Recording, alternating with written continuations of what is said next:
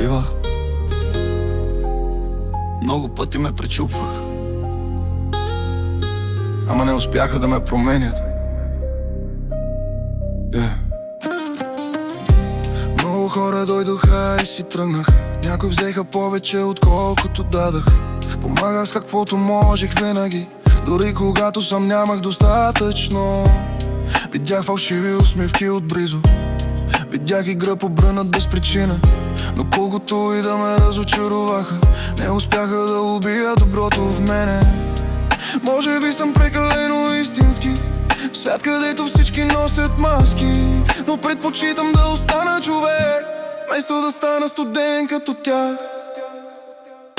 Такъв съм аз, няма да се променя, дори света да стане по-лош. Такъв съм аз, се помагам на хората, дори да ме нараняват пак. Такъв съм аз, не мога да мразя, душата ми не е създадена така. И колкото и пъти да падна, пак ще остана добър човек.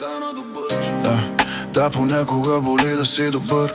Свят, дето всеки гледа себе си, но аз не искам да губя сърцето си заради хора, дето няма такова. Помня всяка нощ, в която мълчах, вместо да отвърна със същото. Защото знам едно, омразата никога не е направила никого по-силен.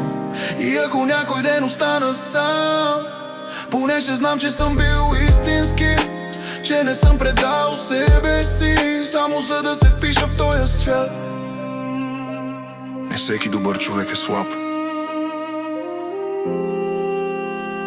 Понякога просто има голямо сърце.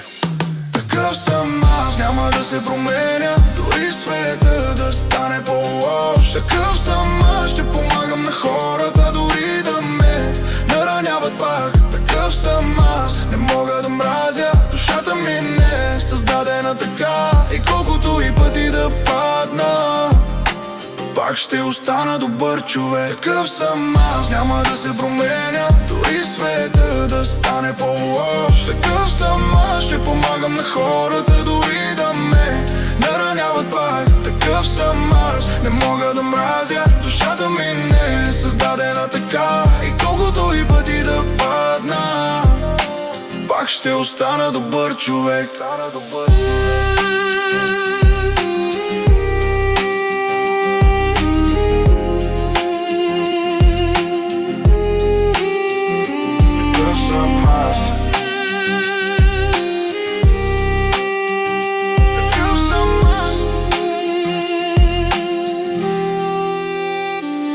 Такъв съм аз, няма да се променя, дори света да стане по-лош.